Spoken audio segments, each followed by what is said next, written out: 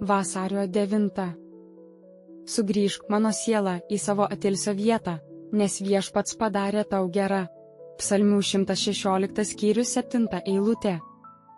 Tiesą pasakius, krikščioniškas mąstymo paprotys turi daug bendro su krikščionio dvasiniu augimu arba puolimu, bei parodo jo dvasinę būseną. Geri mąstymo įpročiai reikalauja rūpestingos priežiūros. Mąstymo įprotį suprantame kaip tą įprastą būseną, prie kurios mūsų protas įprastai sugrįžta įprastiniu būdu tuo metu, kai nebūna užimtas.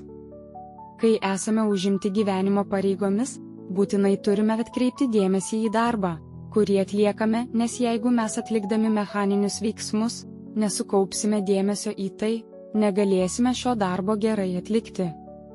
Tačiau ir šiuo atveju, jeigu krikščioniška taisyklė gerai įtvirtinta charakteryje, kontroliuos tai automatiškai. Kada tik darbo ir rūpesčių įtampa kuriam laikui liausis, nusistovėjęs mąstymo būdas kaip kompaso rodyklė, turi greitai grįžti prie savo poilsio Dievuje. Krikščioniškame gyvenime kūniškų požiūrių yra daug sumišimo ir neramumo, o krikščioniui būnant tose sąlygose pavojinga leisti, kad tas sąmyšis ir tas neramumas taptų jo charakterio dalimi.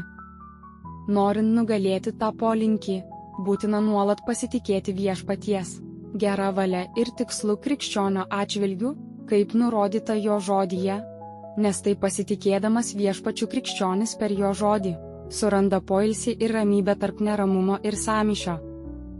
Klausimai, kokius šią savaitę turėjau išbandymus, kai Dievo žodis buvo mano poilsio vieta? Kas man tame padėjo, kas trukdė? Kokios buvo pasekmės? Sugrįžk, mano siela, į savo atilsio vietą, nes Viešpats padarė tau gera. Psalmių 116 skyrius 7 eilutė.